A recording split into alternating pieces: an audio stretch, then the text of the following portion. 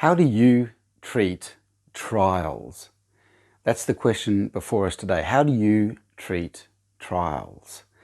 Here in the book of James, James is addressing a bunch of Christians who have been scattered out from Jerusalem and they are facing trials. We know it partly in the way that he addresses them. He says to the 12 tribes scattered among the nations, and he's talking there about Christians. But that's an Old Testament way of describing God's people gone into exile, scattered among the nations. So here he's writing to Christians who are facing trials. He says trials of many kinds. How are they going to face those trials? Well, James has got some instructions and advice for them. And how are you going to face trials in your Christian life?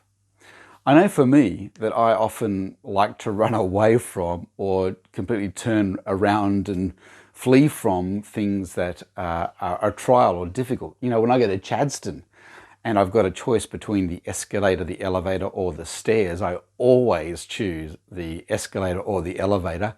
And if for some reason the escalator or the elevator are out of order and we've only got stairs, sometimes that's a deal breaker. It looks like I'm not going up to level 2 in Chatty today. I just can't do it. I'm that soft. And how are you going to face trials? Are you like that with trials in your Christian life?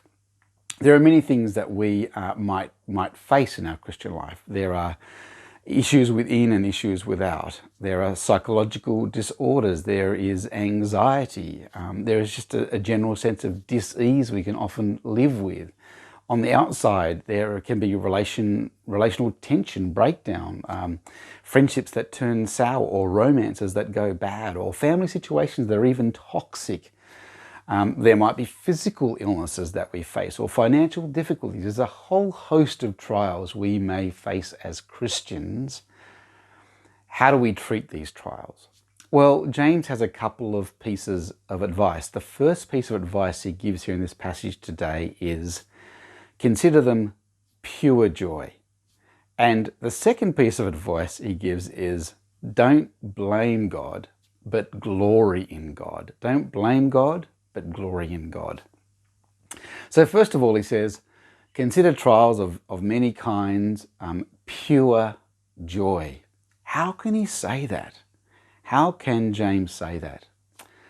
Well, he says here that when our faith is tested, it produces perseverance, and that produces maturity.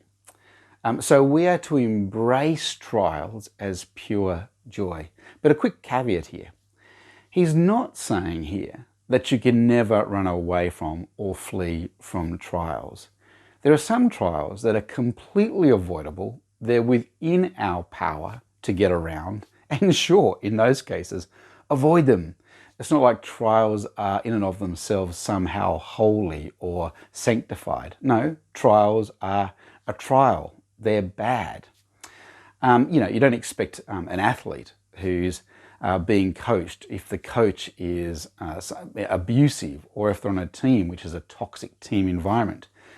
The athlete, she doesn't have to stay in that environment. She can remove herself from that environment. She still has to have a coach. She still needs a team, but not that coach or that team.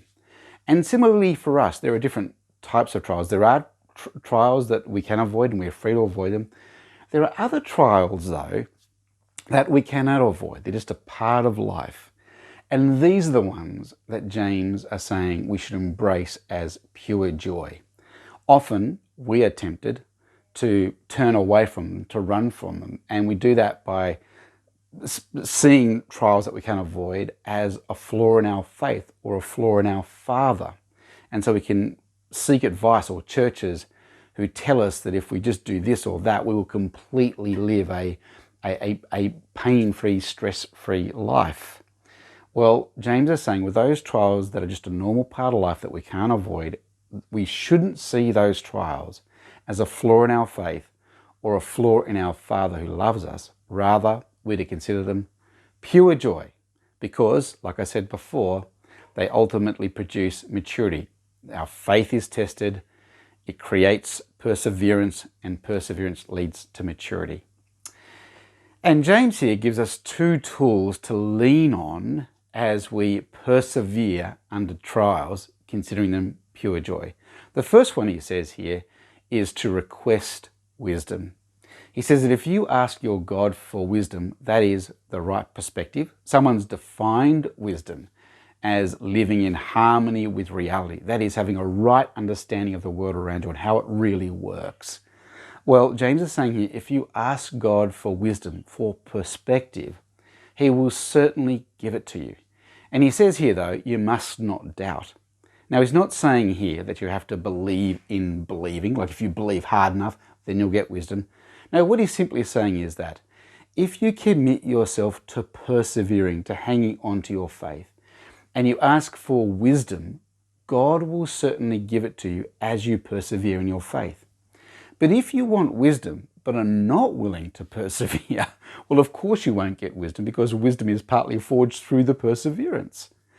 So if you are single-minded, if you trust in God and ask for wisdom, a right perspective on the trials you're facing, he will certainly give it to you. That's the first tool, ask for wisdom. The second tool he gives us here is putting our hope in the right thing, putting our pride in the right thing.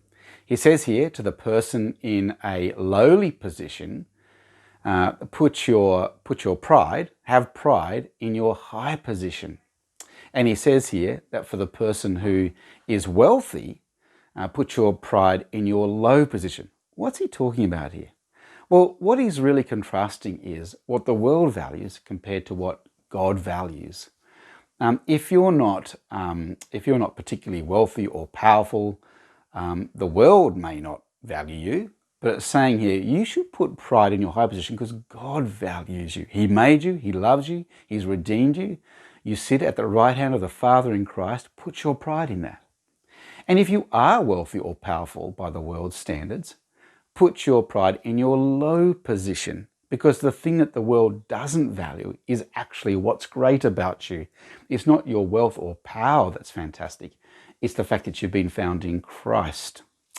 So the two tools are as you seek to embrace trials as pure joy, ask for wisdom, and put your pride in the right thing, in heavenly treasures, heavenly riches. And then at the end of this section there to start with, he says that this will lead to great blessing. It may be painful, but it will forge in you a godliness of character that will lead to great hope and fruitfulness. It's like a sculptor there chipping away at a chunk of wood. It's just a chunk of wood standing there, and he hacks away at it. First of all, with a chainsaw even, or some saw, gets a rough shape, then he chisels away, then he gets a file, then he gets a sandpaper, and out of it comes this beautiful sculpture out of this lump of wood. And as God chips away at us, it can feel painful, but he's forming in us the likeness of Christ. So trials can be embraced as pure joy.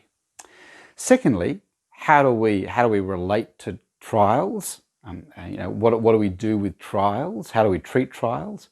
Second here, God says, don't blame God, but glory or lean upon his goodness. It's so tempting, isn't it? To blame God when we're struggling with our sin, or we're struggling with temptation, or when we falter as Christians, or when we're facing trials. And especially when we give in to sin, we can think, why are you letting me do this? And here, James is being very clear for us. He's saying, look, God cannot be tempted, and he cannot tempt anyone. When we are tempted and give in to sin, that's us. That's us giving in to the temptation and giving in to the sin in our life. Sometimes my kids love to go out into the backyard and jump on the trampoline. And it's funny, my little daughter, she's such a fighter. Whenever anything goes wrong, or whenever she's hurt or upset, she immediately lashes out. She fights back. And sometimes when she's on the trampoline, she'll be bouncing all over the place, going high up into the air. And she will try some sort of somersault and land awkwardly and hurt herself, or perhaps fall off the trampoline. And you know what the first thing she does is? She gets up and she shakes her hand at the trampoline and she says, "Stupid trampoline." Or if her brother's been on the trampoline with her, even though they're not even anywhere near her or haven't touched her, she blames them. "William, why did you push me off the trampoline?" He hasn't even touched her. And so really, it's not the trampoline that's at fault. It's her that is at fault, and that's what's a bit like. That's what it's like a bit being in a relationship with God. He is powerful. We know that He's working through us. It's like that trampoline. There's power there, but when things go wrong, it's not the trampoline's fault. It's not God's fault. Somehow, in the mystery of God's providence, we have actual agency. Our free will, our choice matters, and we can make bad choices and good choices. God has designed us in such a way that He gives us the dignity of actually having agency, making choices that matter. And so God says here, or James says here, don't blame God when you're facing trials and you give in to sin or under trials. Rather, remember it's on you. And secondly, remember, he says at the end of this passage, actually, all good things, anything that is truly good, comes from God. So lean on Him and glory in His goodness. Don't blame Him when things are difficult and when you give in to sin. So that's the end of the first section. And it's asking us to treat trials rightly, consider them pure joy. And it opens up for us a major theme in this book. Under trial, under suffering, will you be double-minded? Will you waver? Will you flip-flop as a Christian? Or will you be single-minded?